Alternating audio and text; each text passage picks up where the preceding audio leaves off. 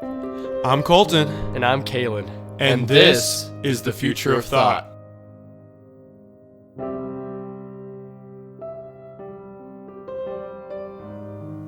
What is love, Kalen? If you're asking me what love is, I'm going to give you an answer that maybe the majority of people will give. The same answer, basically. And that's, I think love, or rather, I'm pretty confident that we know that love is just a chemical response in your brain due to stimulation of the senses when you find an attractive partner. And there's a lot of nuance there. But I'm not going to ignore the fact that there are still some answers out there that people might give you, that love is something else. That love is beyond the brain, or perhaps has nothing to do with the brain. Classically, it comes from the heart and the gut.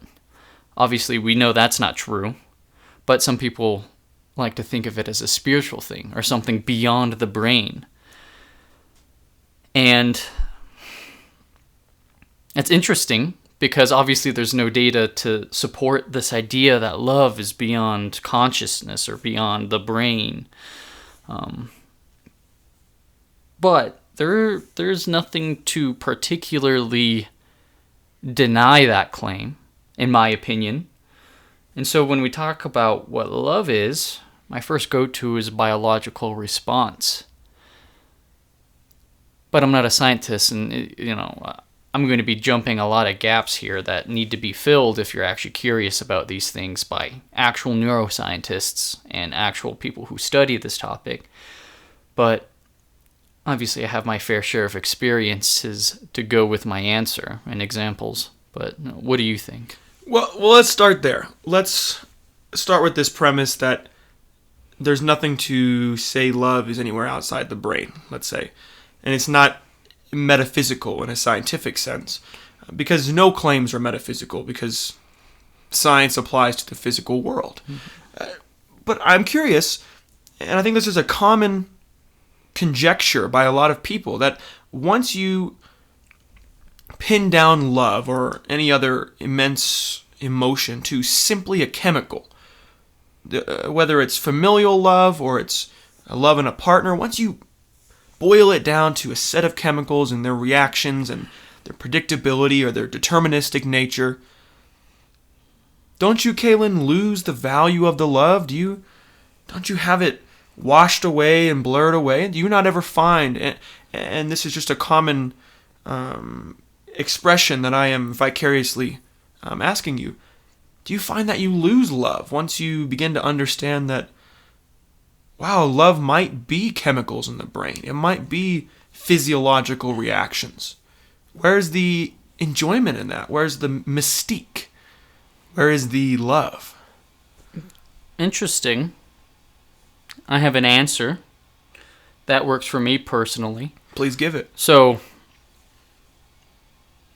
this whole fantasy of what love is, and the idea of squandering that fantasy by providing fairly straightforward, and like I said, I'm jumping gaps here, but a fairly straightforward answer through a set of named chemicals that your brain releases, I don't think it loses any of the mysterious or supposed mysterious qualities that people typically associate with it.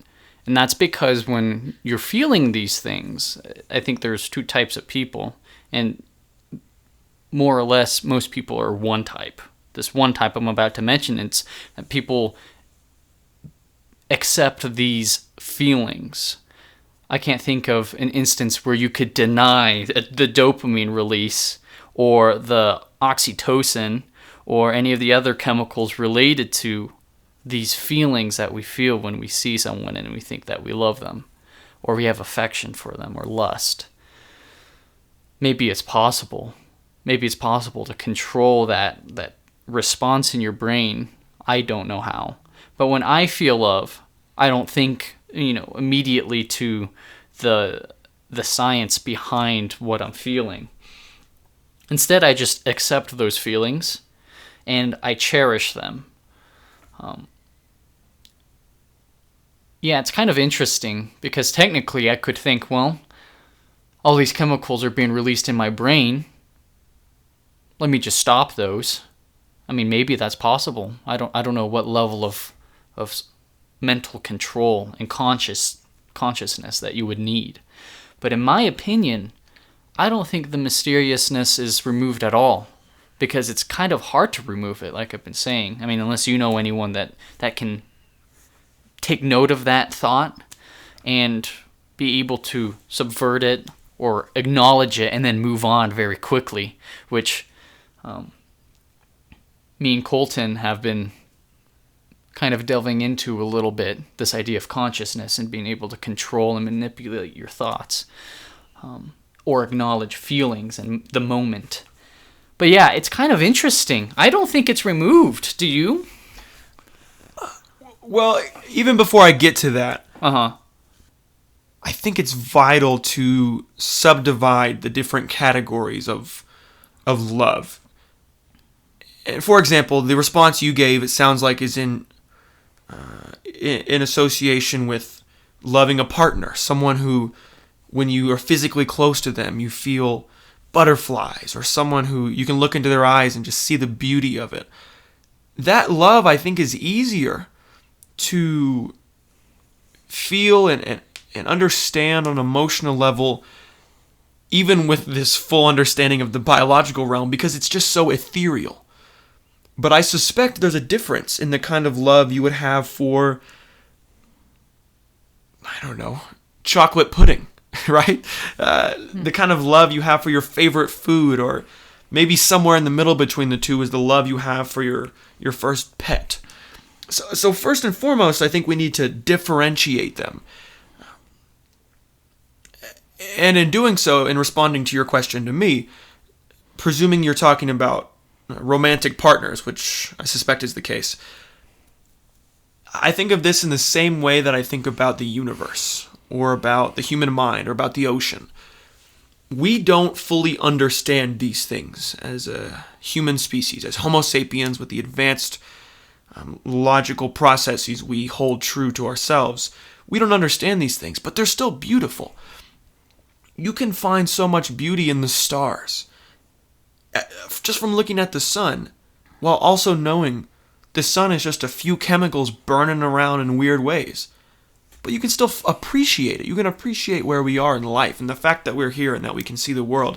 So I look at love, at least in this romantic or intimate sense, in a very similar way. I could fully understand, and I suspect even if I was a neuroscientist who knew everything about neurons and neurotransmitters and chemistry and all of these things, I could still look at my wife, or in a slightly different way, my son or daughter, and love them fully. Because as you said, there are very few people who can, and let alone want to, try to suppress any kind of chemical dopamine hit or oxytocin hit that presents itself. Because why would you want to stop what makes you so human? And I suspect this conscious or even subconscious experience is part of human nature. So I would have to agree with you in terms of the partner. But then when it comes to something as seemingly arbitrary as your favorite food, macaroni and cheese. I love mac and cheese. In that sense, I'm not so sure. But I don't find any problem with that, because I don't spend my waking hours, watching movies with mac and cheese. Well, maybe that's not entirely true, but you see my point, right? You don't prioritize your life around a food like you would a significant other or children. Mm-hmm. And you have a lot of bold claims there and a lot of interesting things to say. With food and material objects, items, things like clothes, I think that is a separate love. Obviously, you can attribute to this, if we want to talk science-y and all that, to dopamine release. Eating feels good, and that's why you'll fall in love with certain foods, because perhaps your the senses in your taste particularly stimulated with certain types of chemicals in food or something or whatnot. But when it comes to people, it's such a fascinating topic, because the more and more time goes on, the harder it gets for me to come up with a finite answer to this type of thing. Now, I might get some laughs from the listeners when I bring up particular groups of people, but this is completely out of curiosity and to further the discussion. So I'm not trying to say one thing or another about these groups of people. However, I think it's vital that I bring it up as part of studying what love is, when we try to bring to words the feelings that we have and match it with the science, and then try to explain the unknown with those two experiences. So, for example, furries is typically what they're called, or there's plenty of subgroups and other groups that anthropomorphize certain things with human-like qualities and fall in love with them. And, of course, we're still trying to define what love is here. Sure. But if we use the classical definition, which is like you care, you show affection on a human-to-human relationship, it's interesting because now part of me believes that less of it is physical looks. Because, for example, I'm sure a lot of us have seen cars, right? The blue car, Sally? Is their name Sally? I think it's Sally. Or Sarah. It's one of those. But the Porsche. Exactly. Mm-hmm. When you watch that movie, you could watch it blind, hear the voice, and think, oh, woman or female. Now, of course, things are getting a little more ambiguous with the change in how we're defining gender and love and sexuality, but let's talk more dualistic here. Let's just talk male-female love. And this doesn't necessarily mean I exclude the possibility of different types of love, but I think for this argument it makes it a lot simpler and easier to understand. But like I said, don't be mistaken. This could, of course, be applied to people that are outside the male-female sexuality / love, or whatever you want to call it. But it's interesting because I don't know if is it physical characteristics, which I think in some part there is, but also imagine falling in love with a car on the same way you fall in love with a person. I don't think you could, unless you're crazy. But if you attach a personality to that car, all of a sudden you can fall in love with it like a person. And so let's remove all of the sensory organs that we have, right? Let's get rid of taste, smell, sight, and maybe just leave one, like hearing. Or we could do it the other way and just leave sight and get rid of hearing. It's quite interesting to imagine falling in love with something that isn't inherently human. And I'm going to be rambling a little bit here, but hopefully I can tie it all up into a nice, concise statement. When I look at animals, I don't know how love works for animals. I think it's more rudimentary, which isn't necessarily a bad thing. But they see a potential mate, they do their ritual, or whatever the heck the specific animal does, they reproduce, and then it's done, for most species. But with humans, it's so weird, in my opinion. It's so weird for humans because our social lives and our social compartments play so many key roles in finding out if we like someone or are attracted to them. And I think it gets more complex as time goes on because we become more aware of, what is this person thinking, or what am I thinking? What is this I'm feeling? Well, let me interject there, because I'm not sure there is as much of a difference as you might say. I will agree that the self-reflection is likely human in nature. I suspect that's probably the case. But, for example, loving a car, there is most notably displayed was on My Strange Addiction. There was a man who purportedly was in love with his car. He, I don't know if suffered is the correct term, but was a inhabitant of mechanophilia, the lover of mechanical vehicles, things like that, bicycles, cars, so forth. Okay, that's interesting.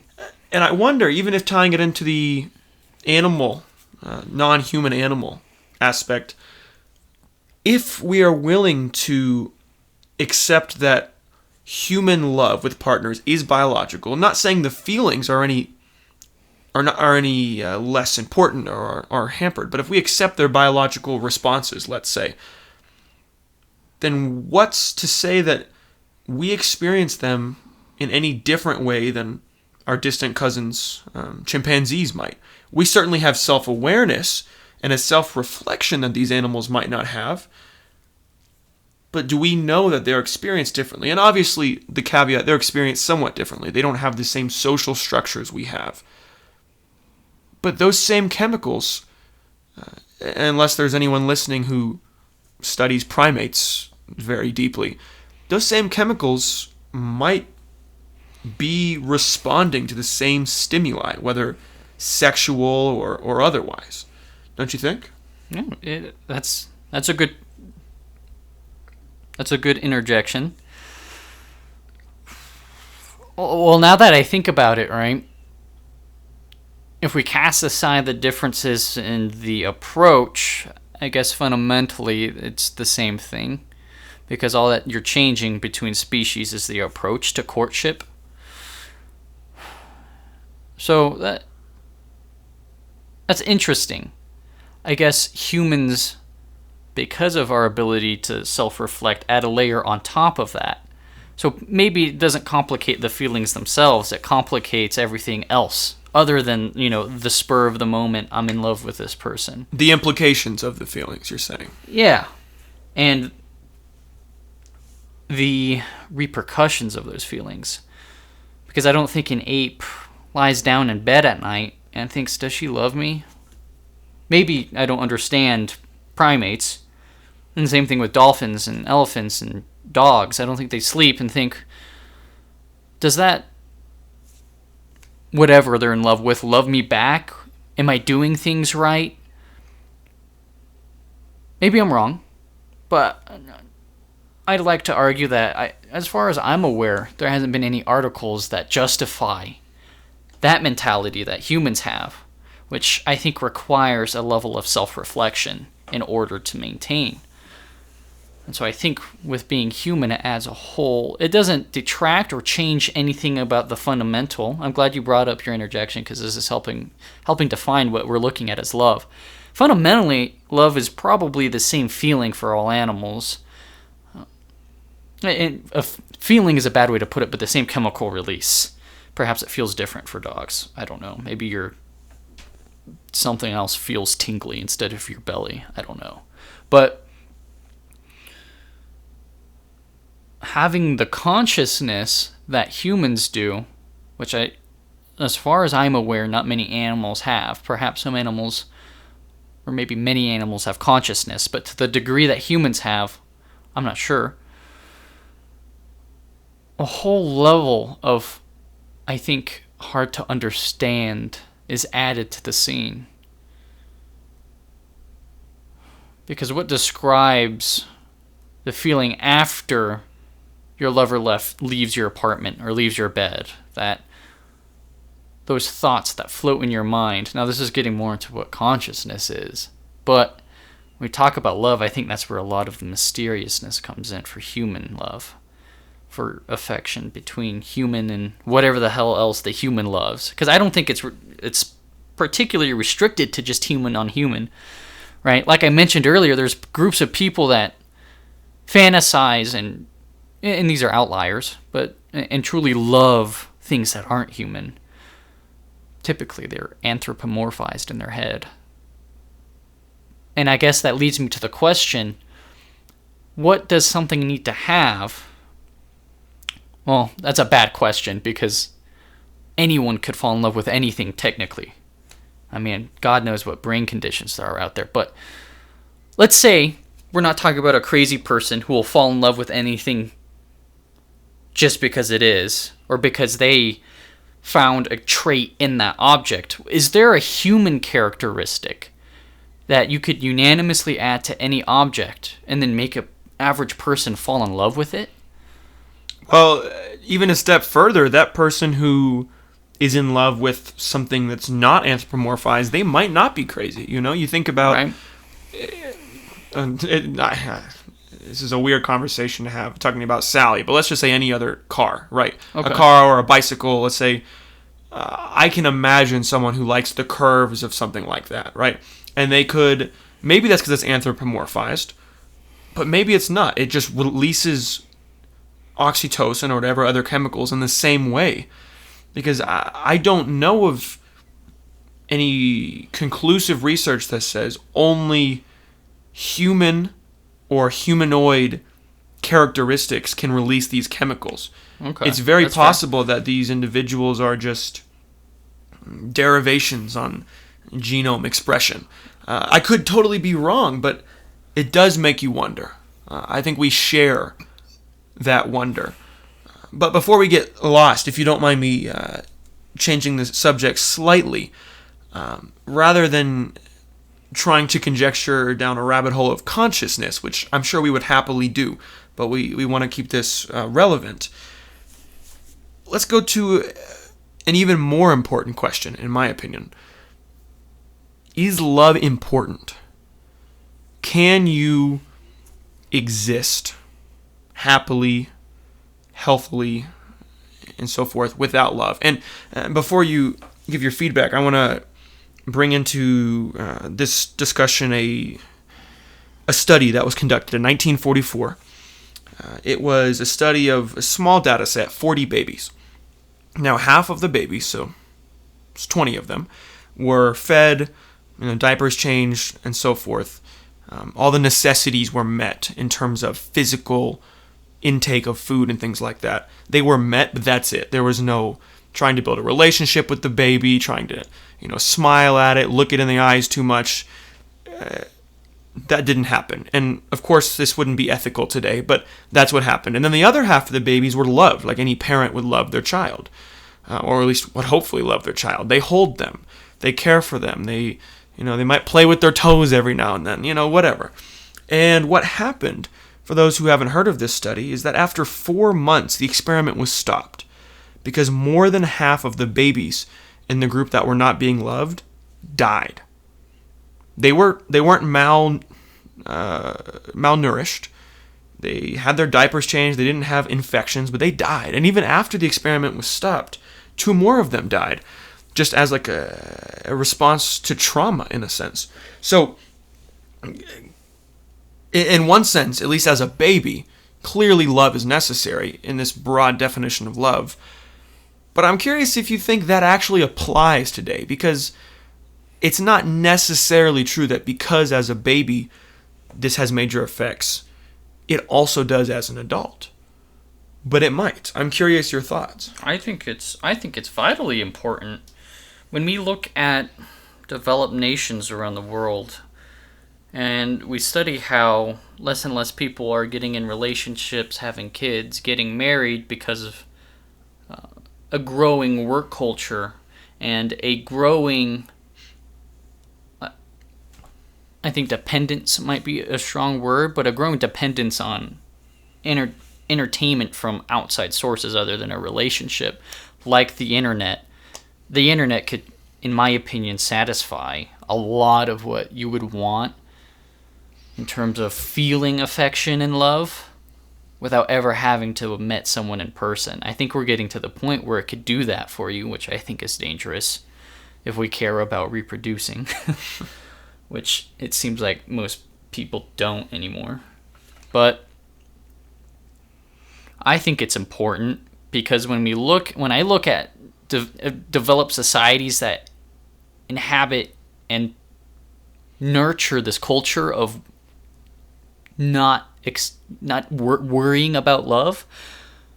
For example, Japan, you have a rise in suicide rates and a rise in depression rates, which in my opinion might be what those babies were experiencing, like severe orders of emotional imbalance on a really young brain might just cause it to, I don't know, whatever analogy there might be for a brain short-circuiting, or whatever actual way there is to say that, I should say. But I think it's necessary. Well, then I think we need to categorize it then. I know I do this a lot because we have to decide, or at least conjecture about what is necessary as a facet of love. What facet of love is necessary, to say it correctly. So, for example, I'm sure anyone here listening has heard of this. I'm sure, Kaylin, you've heard of this. The 5 love languages. As proposed by Gary Chapman, the psychologist, I believe in the 1990s, he wrote a book. And then, of course, there's a website today where you can go on, answer 20 questions, and then see what your love language is. And for those who aren't aware and don't want to check out the website, the languages are words of affirmation, quality time, gifts, acts of service, and physical touch. And this test hopes to unpack what you as an individual perceive as love. What affects you, even if you want to call it biologically, fine. What releases those oxytocin hits? What makes you become more attracted or close to another individual? And in that sense, what is more important? Or are they all of equal importance based on what your love language is? That's interesting. I would think the answer is sensory stimuli. So hearing that someone loves you or hearing that someone's thinking about you. This is so weird because humans have a language through which to communicate things so clearly that you understand. Wow, this is hard to think about. But I would call it, let me put it this way. I think what would be responsible is the fact that we could experience those with senses. Because I think if you take away senses, let's say you can't hear, see, smell, or touch. Let's say you can't even feel things, right? So you'd probably be considered brain dead. But I don't think you could love. And maybe I'm mistaken, but I just don't think it's possible if you can't have those sensory experiences. I think love draws this parallel with communication. I remember I took just an intro to communication business course. And one thing I learned, it was the theme throughout the entire semester of the course, was that communication is audience focused. Your communication is not effective, no matter how eloquently you think you speak, if the listener does not understand what you're saying. I suspect love could be similar. Bouncing off of what you said with sensory experience. Although there's likely variation in which sensory experiences are affecting you most, whether you crave physical touch or you just want to spend quality time when someone's not looking at their phone, or you like when they give you gifts, that may have variation between people, whether it's genetic or otherwise. But it doesn't matter at all if the person who is loving you, to say it tersely, isn't loving you in the right way, in the way that you respond to positively. Does that make sense? Yeah, so you're saying that love is a personal thing. It's a personal niche. I suspect it's an overarching truth, something that you can look up a definition of, and it would cover 99.9 to the nth number of cases. We can, for all intents and purposes, all agree that if I walked up to a random person on the street 1,000 times and I said, "Do you know what love is?" they might have a hard time telling me in words. But I can almost guarantee you they will try to explain it to me because they have a conception of love in their own brain. Mm-hmm. Or, as many people would say, in their own heart or their stomach and so forth. Mm-hmm. So I think that umbrella covers all conceptions of love so well because as humans, we just innately understand it. Kind of like we innately understand walking. You know, our brain just learns how to balance itself. We don't program any software into our brain to learn how to balance. No, we just develop that trait for most cases, right? So under the umbrella of love, I do suspect there is variation. And it has to be within that variation that the person you are in love with receives. To say the correct form sounds blunt, but to them, the correct way of receiving love. They need to be loved in a certain way, or else that love cannot be reciprocated because it's only being sent. The love is being sent forth to another person, but it's being lost in translation. Before we continue, we'd like to make a quick announcement. We run this podcast ad-free. Of course, with the trial version of Spotify, for example, some ads are simply out of our control. However, we will never run third-party ads during the Future of Thought podcast. This podcast acts to provide accessible, unhindered discourse for all who listen. Because of this, we rely on you, the listener, to support this podcast. Support us by visiting our Patreon at patreon.com/The Future of Thought and selecting the tier of your choice. Regardless of how much or how little you choose to donate, you are a greatly appreciated listener. Now let's get back to the podcast. Okay, so let's play devil's advocate here. Let's talk about extreme cases of love. Love to a deity, right? Which is, I think, the most interesting. Maybe not. Personally, I actually don't think it's the most interesting. I completely contradict myself there with that. But it's it's the type of love I understand the least. Devoted, I should say, undivided love to a deity, which usually, in my opinion, occurs from years and years of reinforcement and blind followership. But is there a wrong way to love? Is there a love that is wrong? Well, the great thing about most modern religions today, let's just say Christianity, Islam, Judaism, the great thing about loving these God figures is that, first and foremost, it's always reciprocated by those who believe, because they believe as a result of the perceived reciprocation. I know that's circular reasoning, and I'm not here to dismantle any kind of religious dogma. That's not the point of this podcast, because there are plenty of great things that can come from religion, and you can make those arguments. But it is something of a self-perpetuating love. So I think my point about it being audience-focused still holds true, because one, you being the audience to God, as long as you perceive His love, and I'll use His just as a traditional common nomenclature, if you are perceiving the love, then you are being loved in any practical sense. This applies to humans as well. If you get a bunch of text messages from your girlfriend or boyfriend that say, "I love you," but they were actually sent to the wrong number and they were cheating on you, well, if you never knew that, you would just think you're being loved and it would feel good, however crazy that sounds. So that's the first point. You are receiving reciprocated love as far as you can tell.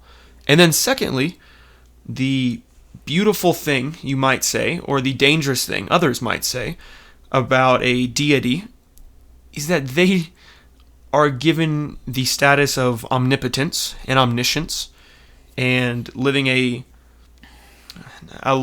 life wouldn't really characterize a deity, but living a state of existence that's perfect already. So they, as an audience, have zero need to receive any kind of loving from you. In any, let's say, Christian sense, you don't love God because He needs it. Anyone who claims that just doesn't actually understand Christianity. You love God either because you think his son or himself, Jesus, saved you, and you want to thank him, or because you think you'll go to hell if you don't love him. No, I think the latter is a slightly less hopeful way to live your life. A little more masochistic, just doing it because you're told to. But either way, I don't think my logic has a flaw. I think it holds true that God doesn't even need your love, but he requires it either way. Yeah. And even if you need God's love, as long as you're perceiving it, then what's the practical difference? So let me propose something here. It sounds like to me that there is this love that is being felt without sensory stimuli.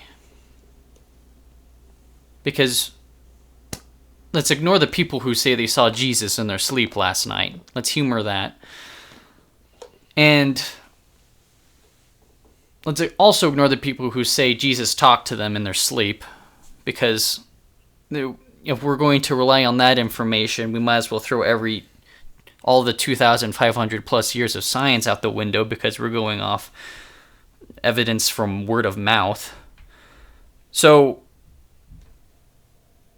and maybe you're thinking of something I'm missing here, but is this technically love without sensory experience? Because you are creating a figure consciously that doesn't exist. And now I'm not going to, let me elaborate on that. I'm not saying God or Jesus didn't exist per se. I'm saying you don't see him, you don't talk to him, you don't drink wine with him, you don't do these things with him as though he is alive and right next to you, right? And maybe I'll get bashed for claiming that God isn't physical and can't sit right next to you and drink a Coca-Cola with you, but You're claiming he's metaphysical rather than physical. Exactly. If he were to be real. Right. So is that not independent of feeling things with your hands, eyes, ears, nose, and mouth? Or am I missing something here? Well, I'm going to say something controversial as well, I suspect. But what you mentioned as an outlier that to not include in your question for me in this devil's advocate, the name I see is fitting in this conversation, was people who are, and this would be deluded. And you don't mean deluded in any disrespect kind of way. Kind of like when we say ignorant, we don't mean it as an insult. We just mean lacking knowledge. But someone who has a delusion of being with Jesus in any physical, non-metaphysical sense. If we want to take that to metaphysical realm, that's another conversation we can have. But I'm not sure there's a distinction between the people who believe Jesus is sitting next to them, who have had these visions or miracles or things that have just made this immense transformation in their life. I don't think there's a difference between these individuals who are largely great people. I know a number of people who subscribe to this philosophy or who have felt these experiences. Between them and the individuals, between them and the individuals who are, as you would put it, feeling a perception of love without your five senses. And let me elaborate. If one can convince themselves, maybe that's a better term than deluded, because I don't mean this in any kind of insult. If you are convinced, whether metaphysical or otherwise, that Jesus or Muhammad or another prophet-esque figure is next to you and teaching you and telling you how to live your life, and these things that could be beautiful and powerful even from a secular perspective, that is felt through your senses. At least they are perceived as, oh, I literally felt Jesus. Or you hear stories, famous stories, at least in Catholic tradition, of people who had imprints on their hands where large nails were hammered into their palms, just as Jesus had on the cross. You hear these stories, and you might even see pictures online if you were to look it up. Well, that's a physical sense. And even if it's just a story, they're telling you a story as if it were true because it felt real. And I suspect that feeling although in a physical sense, on an external, outside of your body sense, is not the same as being literally poked or literally kissed or whatever. If it is felt the same by that individual, and I would argue it is. I would argue a number of people that exist, a number of people I know truly believe they felt, let's just say, the hand of God at their bedside at night. What's to say that there is any practical difference between the physical sensation and the absolute conviction that you felt the physical sensation? I'm not convinced there's any practical difference between the two insofar as living our day-to-day life and having this discussion. What do you think? So you're saying that they convince... So this is kind of an interesting brain manipulation, but they've convinced their brains that they are feeling something. So that it is a sensory experience in the sense that without actually being there, without an actual physical happening, the same chemicals that are being released when an actual physical thing happens is happening in a metaphysical sense. Like this, this imaginary event still produces the same outcome as though Jesus was really there and really by your bedside. I wouldn't necessarily say that they're always convincing themselves, because I suspect a lot of the times, at a summer camp, a summer church camp, you all have group song and it feels good and group things activated. Some people would say that's God. Some people would say that happens any kind of singing chorus, to each their own. So maybe it's not them convincing themselves necessarily, although I'm sure those cases exist in a number of domains. But you're exactly right in understanding what my claim is, that they are responding to a stimuli that in the tangible, physical, external, outside of your brain world is not there. It is, you could say imaginary, you could say delusional, or you could just say metaphysical. Again, this conversation is not one of proving or disproving any religious beliefs. But you're exactly right. I would claim that they are responding to a stimuli that is not truly physical in any real way. Interesting. Is that convincing to you? Do you think there's major flaws in that? I could believe that. I mean, imagine living for 14 years of your life, having been told that weird itch you get on your right arm every night is Jesus. The mental gymnastics that people are going to put you through before you're finally convinced it is Jesus has to be insane, in my opinion, and probably started at a very young age. But if you succeed in convincing the brain of that, then yeah, I buy that. I think I agree with that. And I personally think that's crazy. Well, let's go a step further. This is slightly away from the love conversation, but we've hit a really interesting point here, and I can't help myself. Mm-hmm. That really ties down to how children develop. And you can tie love in because they trust the people they love. So like, for example, oxytocin's released whenever a child breastfeeds.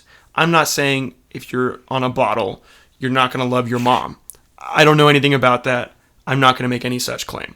But that is one such example. The same thing happens during childbirth. There's that bonding, just naturally. And in that bonding, children begin a level of trust with those all they know is their parents early on. So, like you said, if a parent tells you that itch is Jesus, well, you don't know any different. If a parent says a layup is the best shot in basketball, you're going to trust your parents. If a parent says don't touch the stove, it's hot, and you've never actually touched the stove, so you don't really know what that means, you're probably still not going to touch it. Now, you might.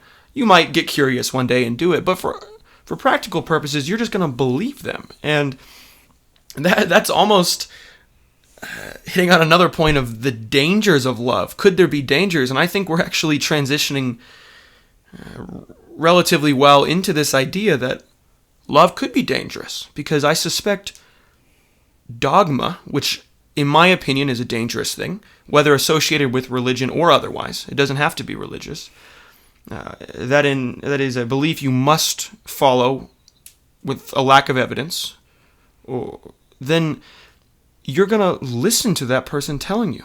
Your parents, or a book that claims to be written by a deity, whoever it is that you love, to tie that into what we're talking about.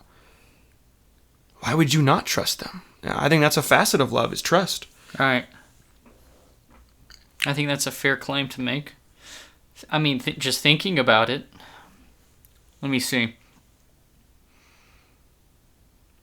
In essence, what we're seeing here is that subjectively, what you fall in love with is the product of what you are taught and told to experience when you're being raised.